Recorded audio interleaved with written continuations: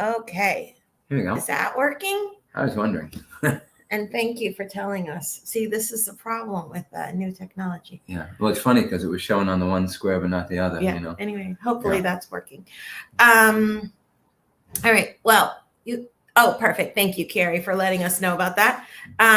Okay. So here's the first question. Anybody can post in the comments and we're happy to answer. But I can't figure out if my dog is reactive or just excited. There's not necessarily a difference. It depends how terms are used.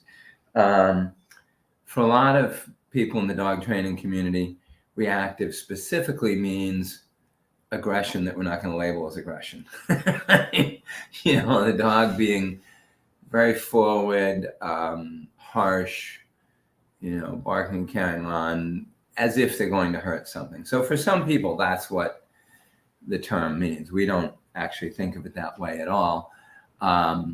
For us, the way we think of reactivity is it's just any form of overreaction to things.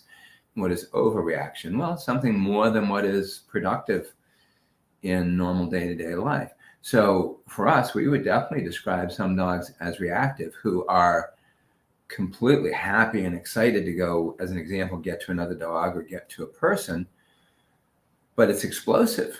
It's disruptive. They see the other person and they just start screeching and jumping and flipping around and whatnot. And it's just a type of behavior that doesn't work well for the humans. Dog doesn't really care. The dog's like, well, this is just what I do.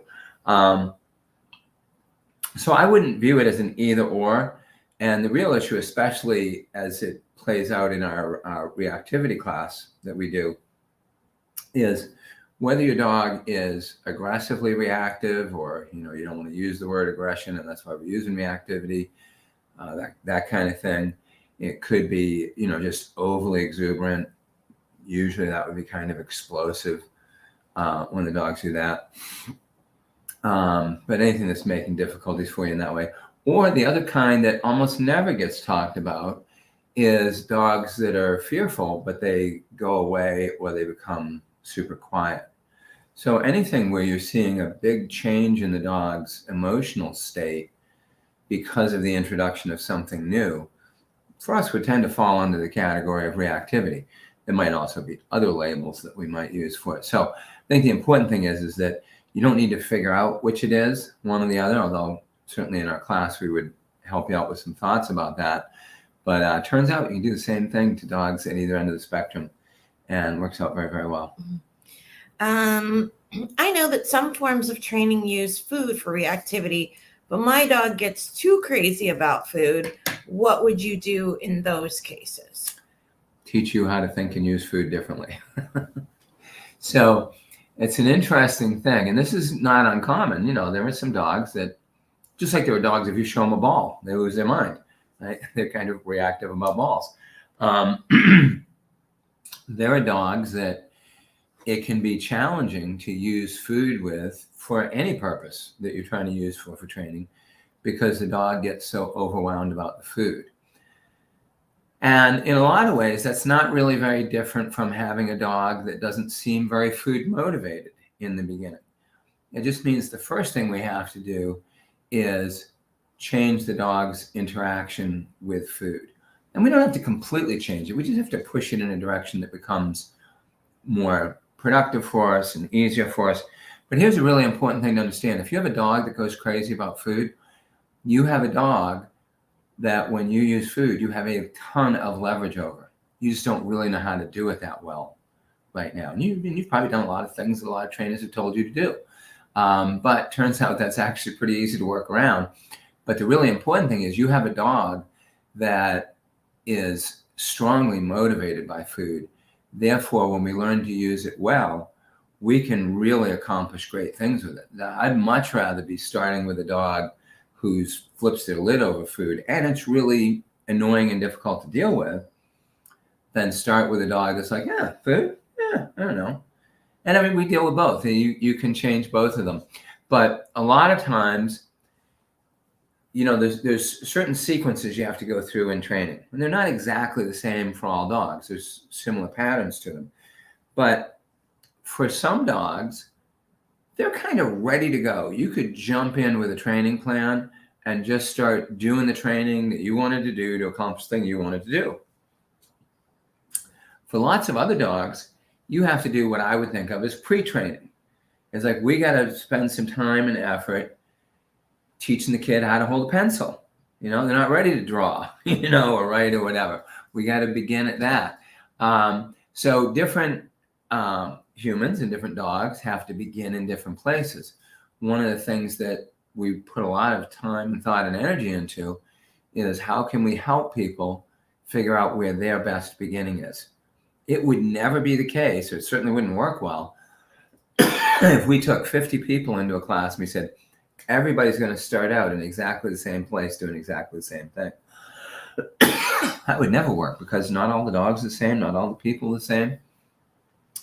This is also why we put most of our focus into teaching people principles rather than giving people simple ABC things to do. Do this, do this, do this. So. Kate says, I'm currently in the L1 with you guys. Hi, Kate. Hey, Kate. And I have 2 pitties that love food. And my shepherd mix that looks at me like I'm crazy to ask her to eat something off of the floor. That's funny. But that's really the point, that you have this broad variety. The interesting thing is, basically any dog that is of a normal weight has enough interest in food to train it with food. How else is it at a normal weight? It's eating as much food as it needs to.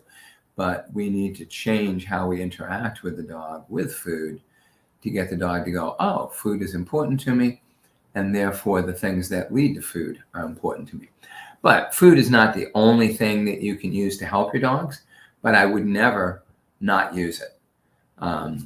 There's so much you can do to help the dog so easily. Even some of the dogs that start at a deficit one way or another in how they deal with food, overall, it still becomes so easy to help them so much with food if you're doing the right things, that I would never rule that out. Mm-hmm. Why does my dog respond to some dogs and not others? Well, I would ask that person, are you married? And why are you married to the one person you're married to and not to everybody else you ever knew? It's interesting. This comes up all the time, especially with aggression. This comes up. People tend to have this feeling that the most logical thing for a dog, if it has any aggression, would be if it was always aggressive. If I had a dog that was aggressive to children, it would seem to make more sense it would be aggressive to all children. If I had a dog that's aggressive to dogs, it would make sense that it's aggressive to all dogs. But we're not like that in any part of our lives. I don't know anybody who either genuinely loves and enjoys everyone, or anyone who doesn't enjoy anybody. All of us are selective. What's more odd is the dogs that truly have almost no selectivity about this. And there are some, they're like, I'll go off on any dog, there are literally dogs, you can show them a silhouette of a dog, and they'll lose their marbles over it. They'll go crazy. There are dogs who will bark at themselves in a mirror. Oh, absolutely. Yeah. We had a case with that a little while ago, that dog jumping on the bed and barking at itself in the mirror. There is no exact reason that anyone could give you for the why. Nobody can know exactly why your dog likes this dog and not that dog and whatnot. In most cases, I'll give you an exception to that in a moment. But the important thing is really the question is irrelevant. The question has nothing to do with how to solve the problem. And, generally, it's probably easier to solve dog reactivity with a dog that's selectively dog reactive than a dog that's reactive to everything, because that other dog is just much more sensitive. So I'll give you an exception to this, although it still doesn't have a heck of a lot to do with how to solve the problem. I had a friend who had a boxer, really nice boxer, imported from Germany, really strong character and whatnot. But when the dog was about, I think, 7 or 8 months of age, he got beat up at a training facility by a Doberman. And from that day on, he hated all black and tan dogs. Dobermans, coonhounds, Rottweilers, didn't make any difference. If he saw a short-haired black and tan dog, he wanted to fight with it because he was defensive and afraid. This was kind of a unique case that my friend Bill knew exactly what had happened. He knew how the dog was prior to this event. He was there when the event happened, and he knew how the dog was afterwards. Now, at that point in time, Bill was the dog trainer. I was learning from him. I came from a behavioral research background in the zoo, so I didn't have any particular dog experience. These days, I could easily tell Bill how to change that. Back then, I didn't know how to change it. Neither did Bill. Bill just accepted it as a fact of life. Brutus wants to kill short-haired black and tan dogs, and that's the way it is. And Bill was a classic example of an old school obedience trainer, in that he could make Brutus not act out. He could force Brutus to sit and tell him to be quiet. What he couldn't do is teach Brutus how to feel differently. He couldn't change how Brutus felt about it. That's what we can do now. And that's a million times more valuable than just telling Brutus to sit and don't say anything. Well, it kind of takes into account the dog's inner life. Yeah, how does the dog feel about it? Well, and also, Bill had done really great obedience with this dog from the old school perspective of having really strong control over the dog and whatnot. But if Bill went out to get lunch, I had a pet store and rented out the back of my pet store to Bill as a training facility. But if he had gone out to get lunch, and he would sometimes leave Brutus behind, if something had come up with another dog, it's not all that likely that Brutus would have listened to me the way he listened to Bill. And so there might have been a fight or something else. So even as good a job as Bill had done at what he did, the way that he approached this, and as well as it worked for him under certain circumstances, one could easily imagine circumstances where, without any expectation, without knowing, a new set of circumstances would come up in which Bill's solution wouldn't work. And there'd be a real problem. And that's one of the reasons why I don't believe in using obedience to solve behavioral problems. All you're doing is controlling the behavior. You're not changing what's driving the behavior. We want to get beyond the problem. So we want to change, as you said, how the dog feels about it, what they're experiencing.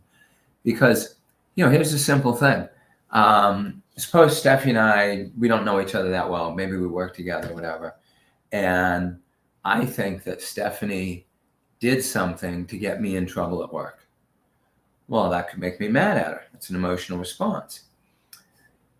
As a result of that emotional response, I might be very unfriendly to her. I might actively work to do things to create problems for her, as a way to get back at her for that and whatnot. If I'm a little bit crazy, maybe I'd go let the air out of one of her tires or something like that, or maybe I'd straight out cuss her out. Well, here's a really important thing to understand about all that behavior. You could do a lot of things to try to control for that behavior, but I would still be angry. I would still, if I'm a person that's prone to wanting to do bad things to get back at somebody, I'm still trying to think, how can I get around this system to do that? But on the other hand, if somebody came up, somehow happened to know that I had this feeling that Stephanie had caused X to happen, and they knew Stephanie didn't do it, they did it, they could tell me why they did it, and it wasn't actually a bad thing for me.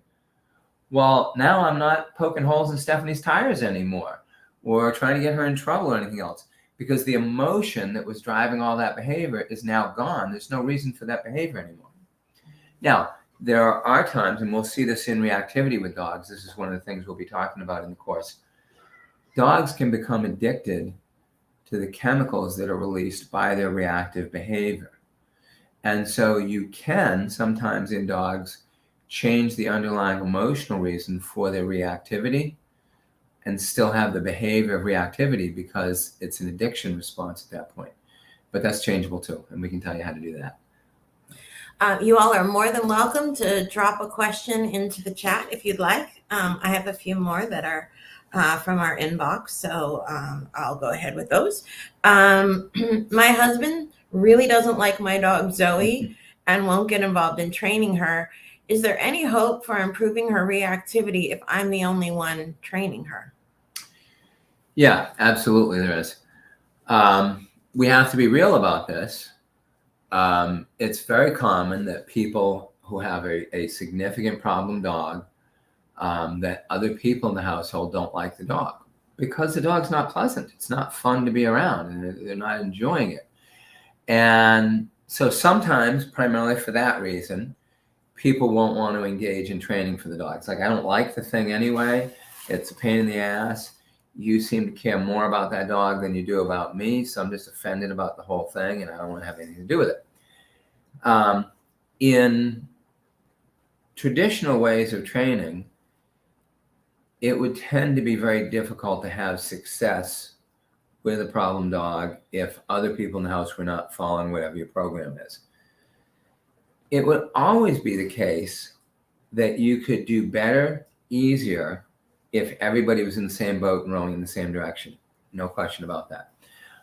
But we help people all the time who are in exactly your situation.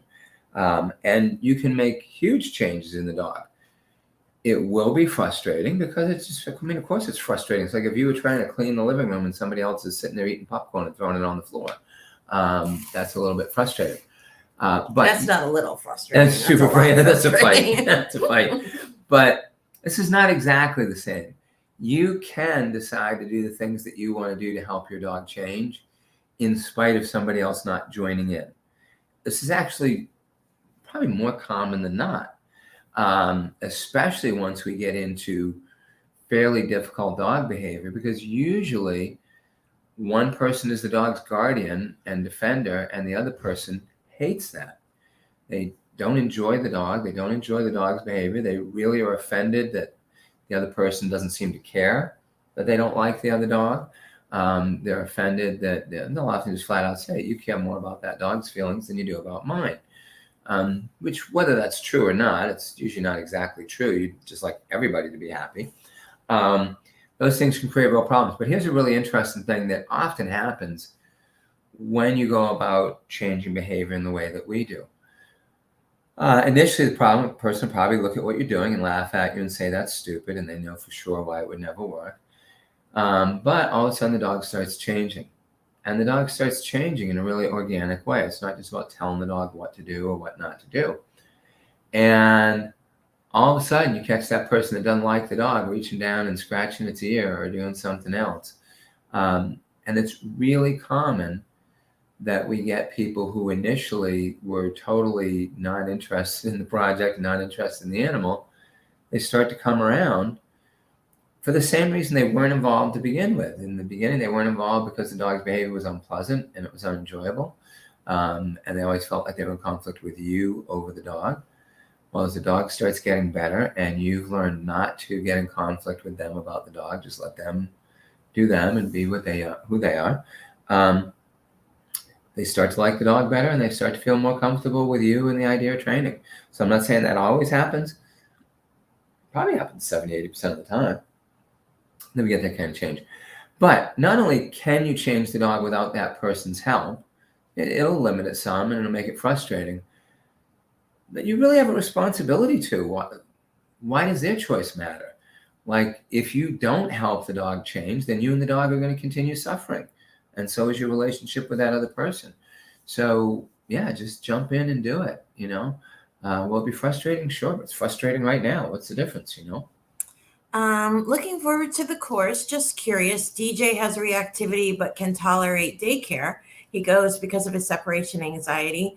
He's never been a dog that has any interest in playing with other dogs. Can this just be a dog-specific personality, or can this change once the emotions change? Oh, I love this question. Have you ever seen a dog that has relaxed and started to enjoy the company of other dogs? Oh, yeah, gosh, yeah. All the time. So frequently. It is one of the really nice results of doing this relaxation work and perception modification, which we get into in class. Well, we were talking just the other day. We have a student who's been working with her dog for over a year. It was a real basket case of a dog, just afraid of everything, barking out the window at everything. lived in an apartment and was really upset by all the noises of everybody moving around and all. And in the beginning, would not take food from its owner. It was completely suspicious of its owner offering it food. Anyway, over the last year, maybe it's been a bit more than a year, the dog has constantly been improving.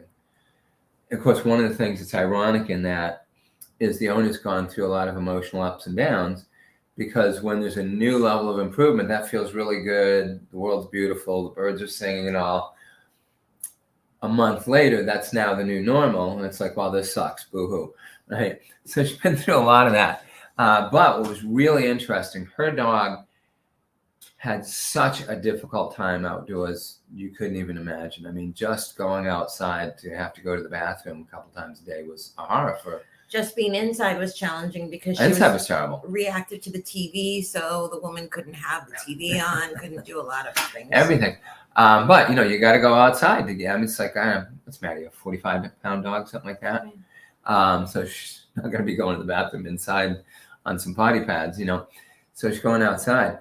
But she just wrote us this week and said that for the first time ever, Maddie had tried to solicit play with another dog out on a walk. So that's been a long grind, but it happened. And it's very, very common. We have dogs that we've had in our house for training that didn't like any other dog at all, and were really aggressive with them and really unsettled and uncomfortable around them. And then one day we'll be like, oh, look, Zoe's playing with whomever. So I would say, first of all, the first part of your question, can this just be a unique thing to a given dog? It's not all that interested in other dogs and whatnot. Yeah, absolutely. Just like people, some are more social, some are less. But generally what we find is, I hate to use the word trauma because we don't know that every dog's been through a trauma, but lots of dogs show traumatic-like responses. Like, I've had some kind of real difficulty with other dogs. And sometimes it's literally just the lack of exposure. Like, if you have a puppy that was the only puppy in a litter, or the only one that survived, it's going to be a social mess when it grows up if you don't do something about that young. But the important thing is you can still solve that social mess 3 years later if you know how. It would have been better, easier if you could do things in the beginning. So I would say probably both sides of your question are true. One, that your dog has its own unique personality and really is not all that interested in other dogs. But the second part is probably also very likely true, that if you go about changing your dog in the right way, in a basis that's focused on the dog's emotional experience and helping it to feel better and freer in life, there's really good chances that your dog will enjoy socializing with some dogs. And, it'd probably still be a dog that doesn't come into daycare and like, I got to play with everybody in the room. It's common that dogs coming from a background like yours tend to still be more selective about who they want to play with. But it's really common that they do become freed up and able to play with other dogs. Well, I think it's just like humans, when you feel well, you're more apt to go do things, get involved with things. And when you don't feel well, it feels too emotionally hard to do those things, and you can't even conceptualize doing them. Yeah, especially if you think of the difference between feeling threatened by people when you go into social circumstances. Mm-hmm. And it could be a mild sense of threat. That would be plenty to keep you from really engaging. Mm-hmm. To all of a sudden feeling safe and free and experimental. Yeah. Yeah. It's interesting because what's her name? Boss Lady. Yes. Daisy. Mm-hmm. So we have this dog Daisy who was she was a puppy mill dog, and then from the puppy mill she went to a puppy pet store, and we rescued a couple of dogs from there. What were they, about 7-8 months of age when we got them? Mm-hmm. So they hadn't lived a normal life. They'd spent a little bit of time with some of the other dogs there, but certainly not like a doggy daycare and like you would expect with that and all. Mm-hmm. And so the dogs that we rescued from there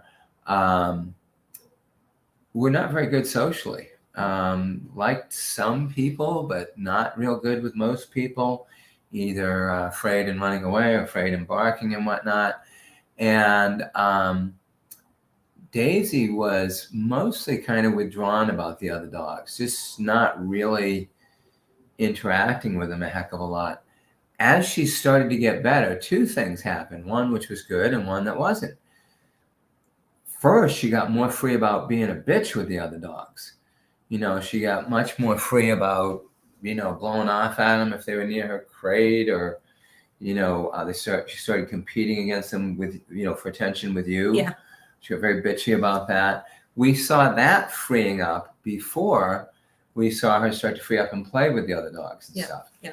And so, but that was very nice. But we even had an experience just 2 nights ago.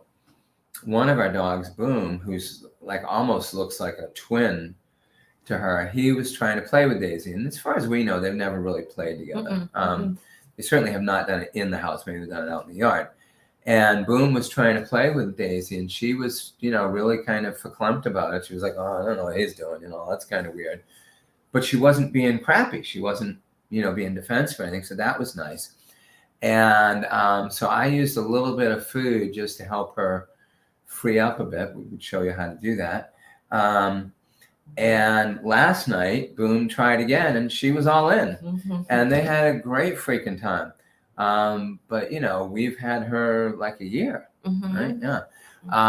So this is a long, slow thing. Now, she's been very free and very fun with other dogs for a long time now, but Boom didn't get on the list. That might be a little bit like your dog. She's been a little selective and kind of working her way through who she'll play with and who she won't. But the neat thing is it's just continually been growing. Yeah. Okay. During the course, will you ever do demos with any of your dogs? So we do show video of work with some dogs, and actually I think this time around I want to insert more, including some of Daisy, because she's a really interesting case. She with her reactivity, 20 pounds of hell on wheels. 10 pounds. 10 pounds and everything. And she's a combination of fear and pushiness and reactivity. So she is a really interesting case. And then recently we took in a Rottie who came to us with aggression and reactivity issues. He's bitten everyone he's ever met. And I think we'll be inserting some work with him as well. So we will be showing different kinds of cases. But I think the more valuable thing that we do, because everybody thinks that's where the real value is, frankly, for the most part, if you see me training a dog, it won't look like I'm training a dog. People aren't usually go, oh my God, did you see where he did that? Did you see where he did that? And of course we can point out to you, what was important and what we did, and we do that.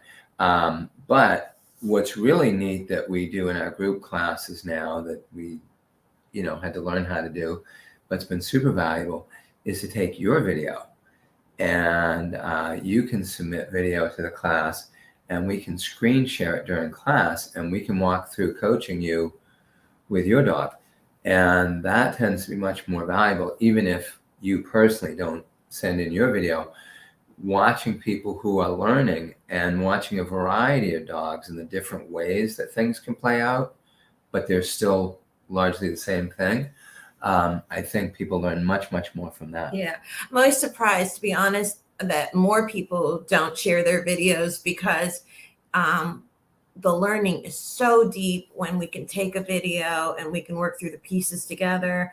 And it's you can just go, oh, see that right there? And you can back it up and show it again. Right. Yeah. So anyway, I always want to encourage people, please, use this feature of the class, because it accelerates your learning and it accelerates your progress, and we're here for it. So that's the whole point. So anyway, and you can also do that privately with me if you don't want to do it in the class, but it's so valuable to be able to see your own things. I have a client out in California I've been working with for 3 freaking years with a dog. It's a wildly reactive German Shepherd. But the main reason it's been so long, 2 things. One, the person has had some really significant family problems. Her dad passed away recently, but there's been issues with that throughout the 3 years. So she's frequently been going away for weeks to go to her dad's and whatnot. But the other is almost everything I'm teaching her is contrary to everything else she's ever learned. And she's had a real hard time working with that. It's like, hey, just try it. Just trust me. But her dog is doing all kinds of stuff now that everybody told her before. A bunch of different trainers told her the dog could never do. So it's doing really great. But I remember one of the biggest steps forward we had was when she finally shared video with me of something that I'd been asking her to share with me for like a year. And for whatever reason, she finally set up and did it. And in 1 week, she made incredible change over this issue in her backyard, because now we're not talking in hypotheticals, and I'm not trying to get some picture in my mind of one thing, but it's another. And, just an example, I was able to have her spray paint a line on her grass and say, just don't let your dog go beyond that to do the work that you're doing now. And it freaking changed everything for her. And the other thing that really changed in that was just a handling thing that she was doing. She always had her weight forward when she was handling the dog. So her probably 65-pound German Shepherd always felt that it could lunge and drag her around. And when I saw this on video, I was like, cool. I just told her how to stand differently and was actually able to use the cursor to draw it out on the screen for her, how it would look. And again, like the next week, it was completely different. So we definitely show video of Stephanie or me doing things with dogs, but what really is valuable is when we can share video of people in the class. I think people generally learn a heck of a lot more from that. Mm-hmm. Any advice for a dog who incessantly and loudly whines when separated from another dog, but doesn't really want to be with them? When we visit family who have a very social dog, our antisocial dog never wants to be around that dog, desperately wants to be around people, but whines when separated like he's just stressed about the whole situation when the other dog is behind a closed door. It makes it hard to ever get together with that part of the family. Oh gosh, yeah. Yeah. Would the same thing happen if you separated the two dogs at home? Well, the one is the resident dog, the other one's a visitor dog. I think they're not dogs who live together. Then how does being separated become a problem? Because they go to the family member's house. That other dog lives at the family member's house. When they visit, that's when that happens. I thought the whining was about separation. Loudly whines when separated from another dog, but also doesn't really want to be with them. When we visit family who have a very social dog, our antisocial dog never wants to be around that dog, desperately wants to be around people, but whines when separated. Oh, okay. So it's whining about separation from people. Okay, so it would do that at home. So the first Well, thing... it whines about being separated from the other dog who is behind a closed door, is what this says. It sounded to me like they just said it whines because it's separated from the people.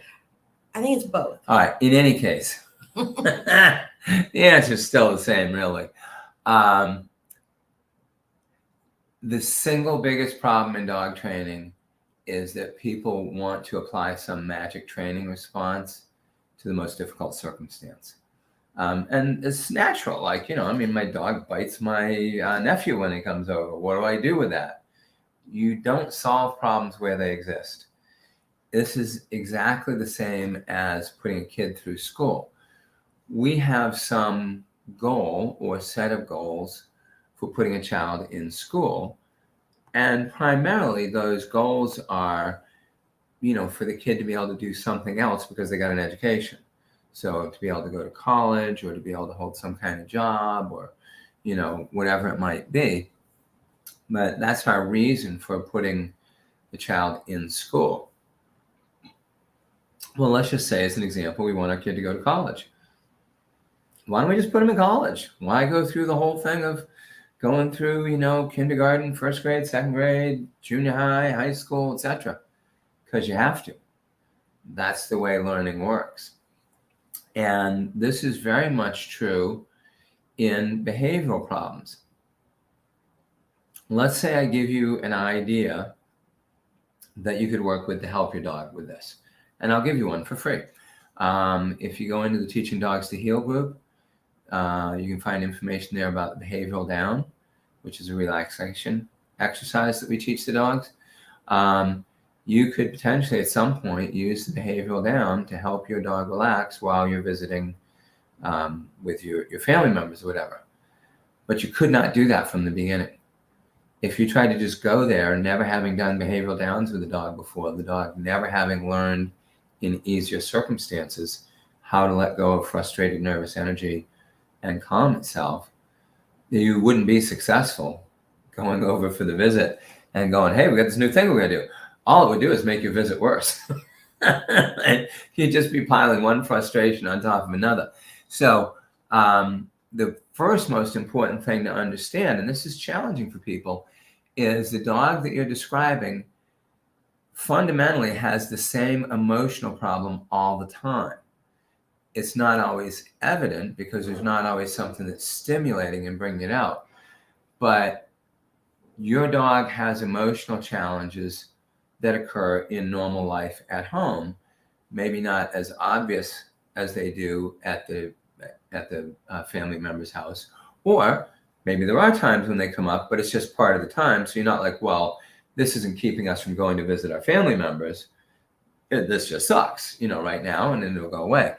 But the real point is you need to start doing things at home in easier circumstances that change who your dog is, so that at some point your dog will be changed enough that you could go to the family member's house and apply some training there that you've already had a lot of success with elsewhere. And this would be training that just teaches the dog how to relax, not to control the dog or say, you got to go be on that bed and stay there, or you have to be quiet or we're going to squirt you or something like that. But literally, just like teaching a human meditation, teaching the dog how to let go of this frustrated energy. The interesting thing, if you go about this properly, and I would start with that behavioral down.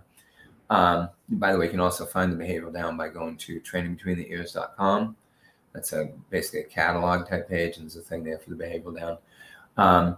But if you started doing some relaxation work with the dog and added in some other things, I think you'd almost certainly find your dog would also become more social, which would be neat. You'd probably have to do some intentional things around that, but I think you would find that very likely. So not only could you overcome the problem, but you have to start in an easier circumstance level. There's no magic thing you can just do there. But if you go about changing it in the right way, you would change more than just the one thing you don't like. The dog would actually become socially more adept and more comfortable. Mm-hmm. Anyway, she, I'm going to assume it's a she, confirmed that it is in both locations, and says, thank you. Makes sense. Yeah. My second question. Well, so let me throw in then. So if you go look up the behavioral down and you start doing that, the directions there are really clear. Do it at the easiest time you can, not the time you think the dog needs it. So don't try to do behavioral down at home in the beginning because your dog's having a difficult time. Do it at the easiest time. So everything, beginning kindergarten, first grade, second grade, like that. I have a question about the environmental feeding that you talked about in the webinar. Mm-hmm. Is the food meant to be found without DJ knowing that I put it there? He has a tendency to resource guard food with the one cat. How do I go about trying this without causing conflicts with the cats? Sure. So the answer to the first part is the dog will generally know that you put it there. There are two different ways that you can use environmental food. One is what we call discovery. That would mean you put the food in place before the dog came to where that is. That can be really helpful. We do a lot of really neat stuff with that. And an example of that might be, let's say you had a dog that's typically reactive out in the backyard. He goes out in the backyard and the first thing he does is looks for what can he bark at. If you sprinkled food around the backyard before you let the dog out, well, the first time you do it, he doesn't expect that there's going to be food there, but he's got a nose. He'll start to figure it out at some point. But he'll go out there with the exact same behavior he's always done. He's going to go out there and try to police the yard and bark and carry on. But somewhere along there, there'll be some lulls in the activity and whatnot, and his nose will be kicking in. He'll go like, I think I smell food. And he'll start searching for the food. Do that 5 times in a row, and by the 5th time you let the dog out, before he goes out the door, he's already imagining that there's food out there that he's going to find. And now, depending on how badly off your dog is, he may just go out there and just go search for the food. and not go bark at everything else. Or he may search and then a little woof here and a woof there, whatever. So you can have a range of responses there. But that would be a case where we're using what we call discovery. And in that case, the dog does not know we've put the food there. He may be expecting food is there because it has been in the past, but we don't tell him like, hey, we're going to go out and put food, or have him watch us out the window or whatever. We just want to put it there. But in the circumstance that I talked about directly in the webinar, primarily what we're talking about is the dog would absolutely know you put it there, because typically you would name the thing that the dog is upset about, and then you'd say yes, and you'd throw 5 or 6 pieces of food on the ground. The dog's going to learn really quickly when you say yes, you're throwing food. And so they absolutely would know that you've done it. And that's great. But what we really want to get from this, and this is hard for people to understand in the beginning, it's really hard for trainers with a lot of experience to understand. We're not trying to use the food as a pure distraction. To say, hey, pretend that thing's not here. That's what people do when they put food in their hand and say, look at me, to get the food. They're trying to use it as a distraction and say, hey, look right here, pretend there's nothing out there. We're definitely not doing that. The other thing that people typically are doing when they're pairing food is what's called counter conditioning. And in counter conditioning, they're trying to say, hey, Max, I know you don't like that dog, but every time that dog shows up, I give you food. Therefore, you should now like seeing that dog, because now when you see him, you think of food. That's counter conditioning. It's not what we're trying to do either.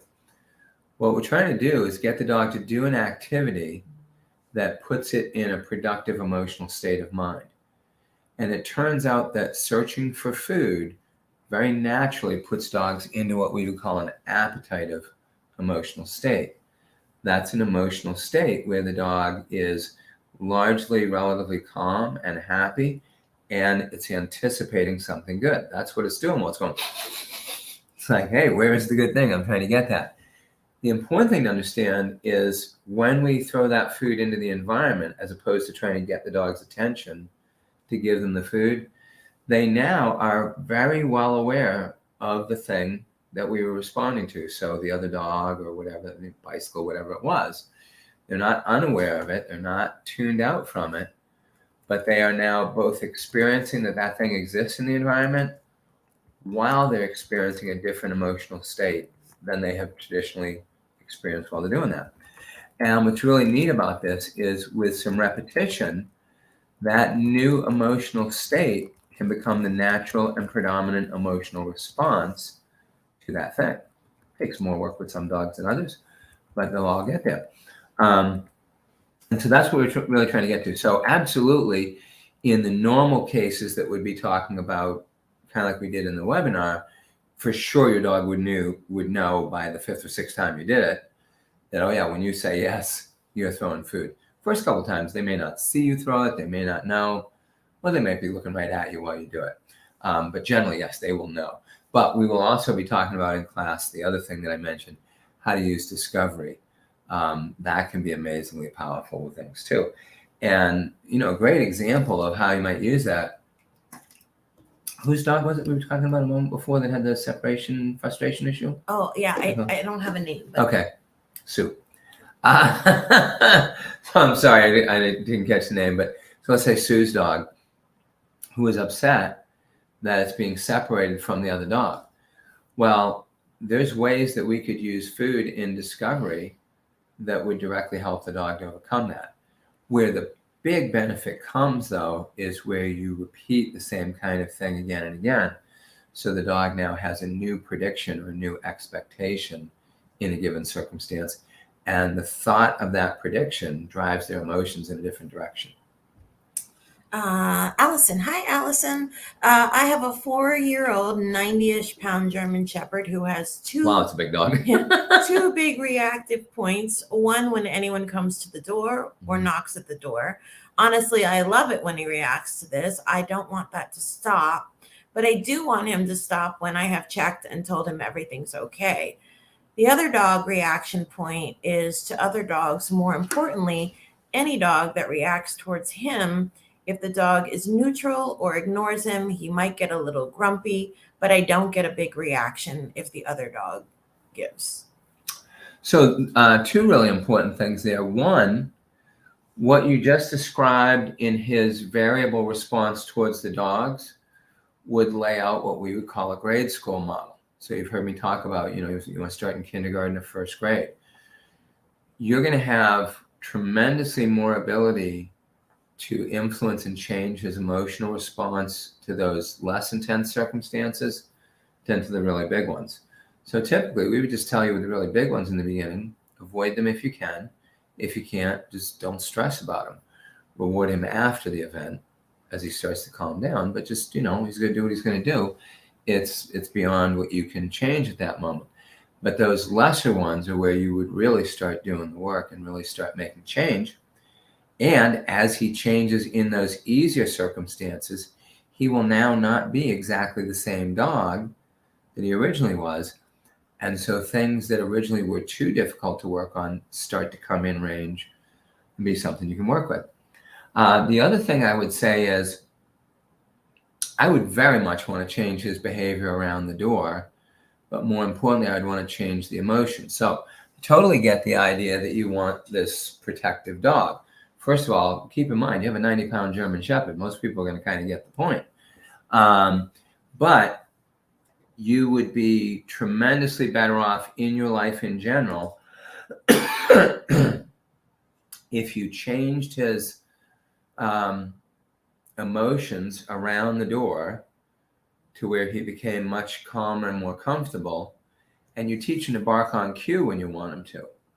So you could teach him to bark at the door when people come, but he'd be doing it like for a cookie, which to the people on the other side of the door, they don't know why the hell he's barking. I mean, if it's your friends, you don't want him losing his shit over your friends all the time. That's annoying and potentially dangerous.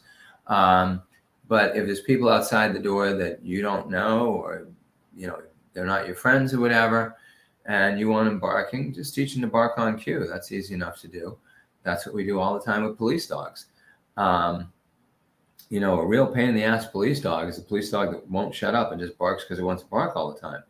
A useful police dog is a dog that barks when you tell it to.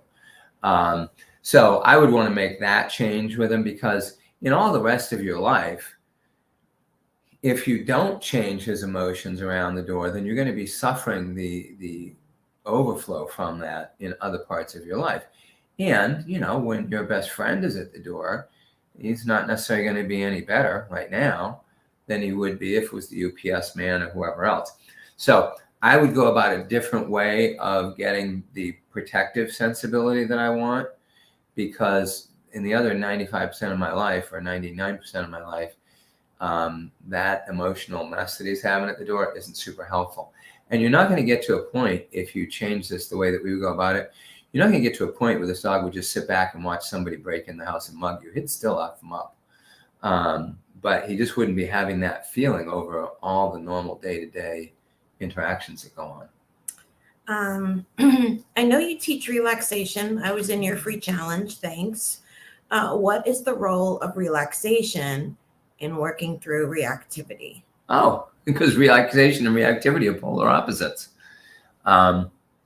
If you were here for the early part of this call that we were doing, we had talked just sort of definitionally about reactivity, as we did in the webinar, that in the way that we use the term reactivity, it's just overreaction. It's unstable. It's intense. It's overwhelming. It's unproductive.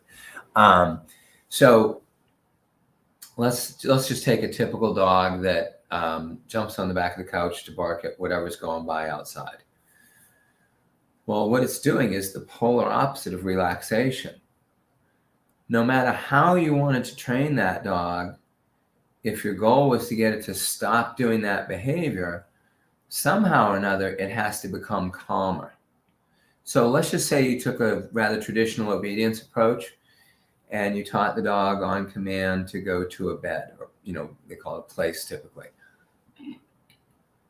Excuse me, and your trainer taught you, when your dog is doing this, make it go to place, because it can't be looking out the window anymore, and maybe teach it can't bark while it's on the bed. Right?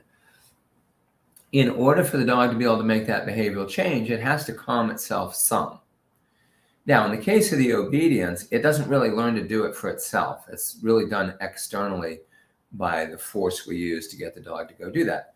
You can also do the same thing, and in fact, Dr. Karen Overall, a very famous veterinary behaviorist, is now teaching this exact same process almost exclusively through reward.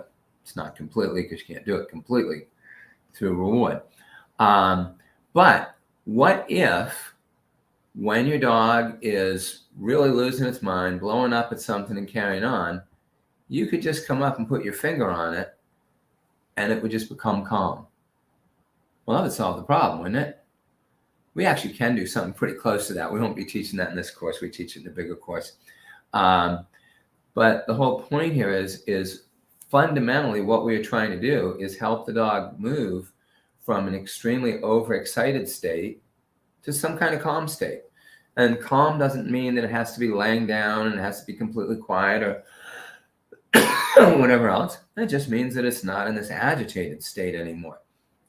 So if what we want during this particularly difficult time for the dog is emotionally and energetically for the dog to move from very agitated, very stimulated, very excited to not very agitated, stimulated, or excited, that's calmer, why not teach the dog about how to make that transition separate from that big problem? And this is like fundamentally what's done in all kinds of things we teach people. If you think of martial arts or gymnastics or, any million other things, we teach skills separately from the actual application of them in the beginning. And so in this case, the skill that we're working with is the emotional shift.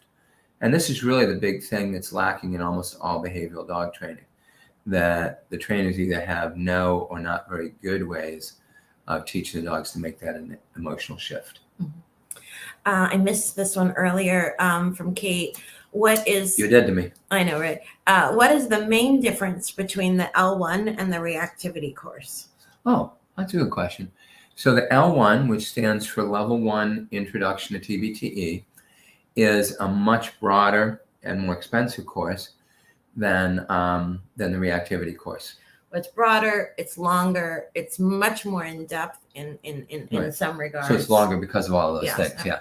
So Stephanie came up with this brilliant idea about a year and a half ago, which was, could we kind of cherry pick some elements from our overall training program, which the L1, Level 1, is an introduction to. Could we take some elements of that we could have a less expensive, less lengthy thing that would be really focused primarily on reactivity and make a real difference in people's lives? And, my initial response that's ridiculous. They need all this stuff, And part of the reason for that is almost nobody who has a reactive dog that doesn't have other problems. And in the L1, we get into a lot of different mechanisms to approach, almost all problems. But turned out my girl was brilliant. We've done these a bunch of times now. And the reactivity has been so successful that actually we've started recommending to people in the L1 that if reactivity is a big problem for them, they also take the reactivity course, because that's basically all we talk about in there. And so it's been like this balloon offshoot for those people, like they're learning all the basic things about TBT and all that, but this is a big problem for them. Okay, well, let's spend some more time here. So there are lots of people that have done both in one direction or the other. The more common thing is people get to know us through the reactivity. That's their big problem.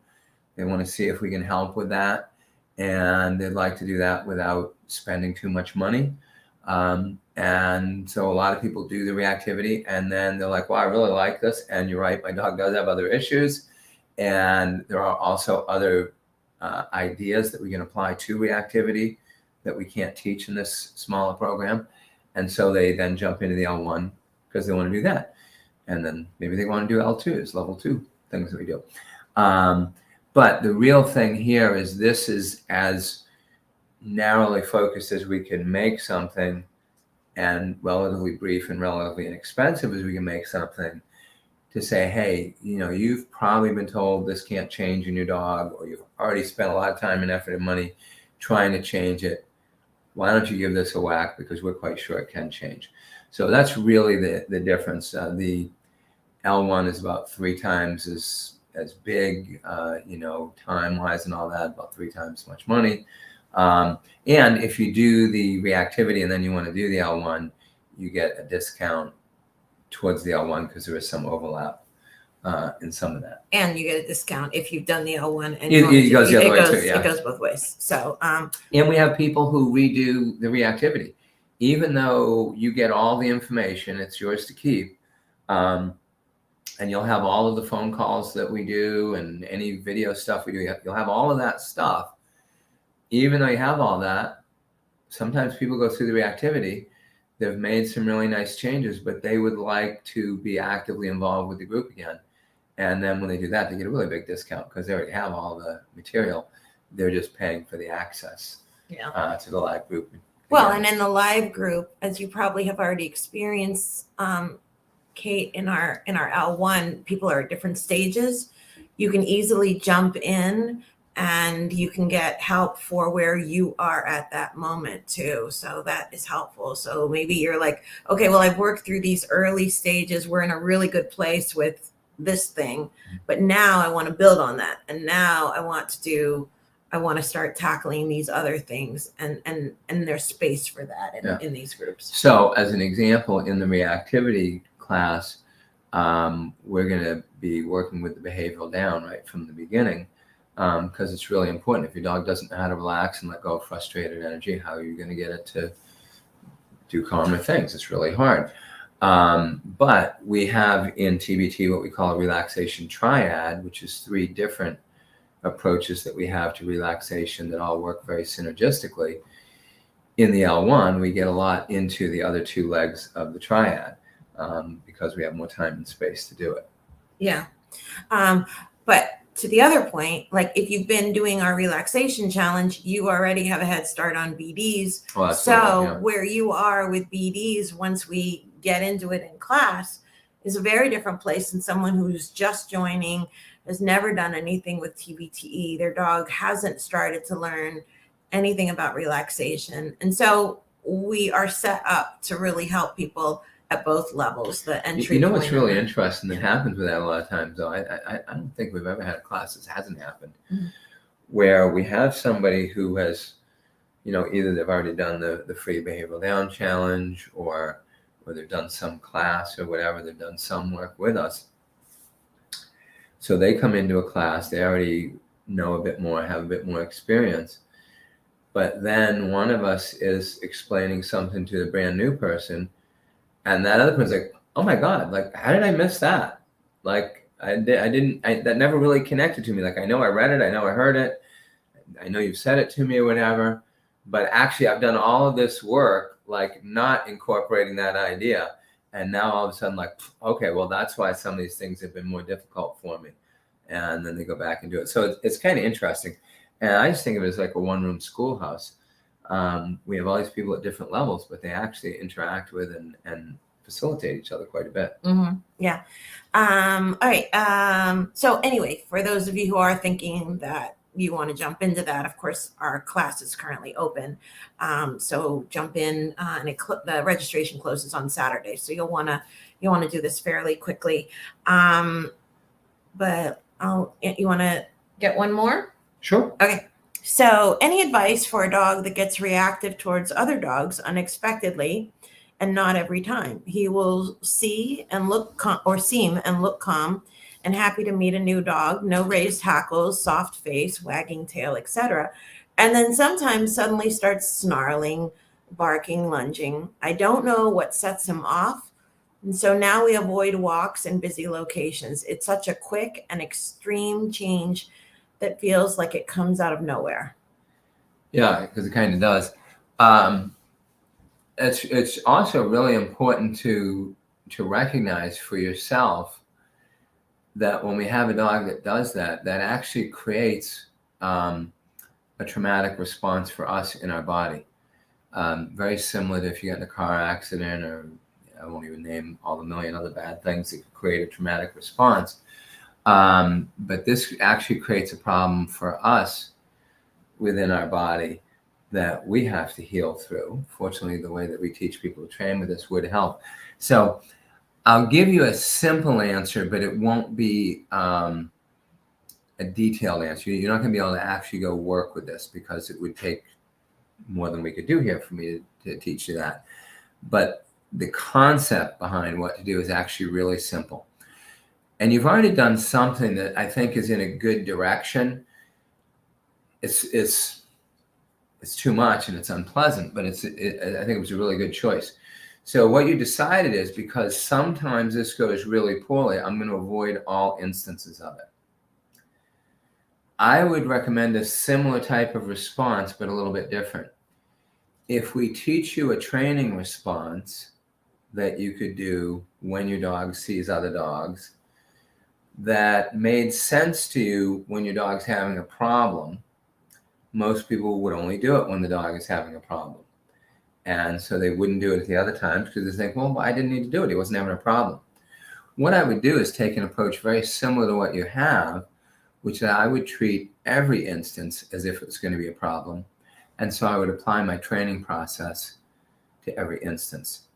And you'll actually find that will start to change the dog. So it would allow you to get out of the house. You might need to do some other work in the house first, because I'm quite sure this is not the only way that your dog ever has a problem in life. But it would allow you to start getting out in the world and start doing something that changes it. Primarily dealing with that idea that I don't trust my dog because this stuff happens, and I know he sometimes needs help. So I'm always going to give him help, and I'm never going to trust him until he starts to show change because of the training that we've been doing. Yeah. This gets back to the whole grade school model issue, and it's actually the whole process that we take in the class. It's the idea that we're going to start off with things in the house, start working with reactivity in the house, and then work on reactivity outside of the house and in harder situations. So, yep. Yeah. Anyway, all right, everyone. So we've taken enough of your time. Hopefully, you've gotten some good ideas, not only about reactivity, how we feel about reactivity, and the ways in which we can help you if you're interested. Well, and also just the core idea that we can understand a lot emotionally what goes on with dogs, and there are means to help change their emotional connection to things. Mm. So just a reminder that if you want to hop into our class, it's open through Saturday, and you can just find a link to that, or if you want to read more about it, you can find a link at trainingbetweentheears.com. Under courses, you'll see reactivity there. And so now, I'm not sure this new thing that we're using, would everybody who's on here necessarily have been enrolled in our newsletter? Not necessarily. Okay. So if you are interested in our newsletter, then you can also sign up for that at trainingbetweentheears.com.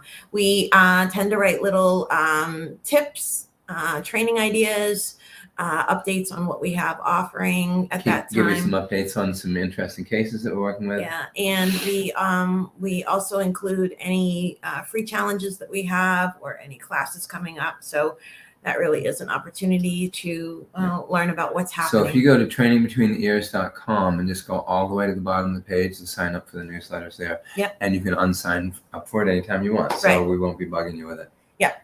And it comes out once a week. Yes, on Wednesdays usually. Anyway, all right. Thank you so much, everyone, and have a great day. And we will see you again. Take care.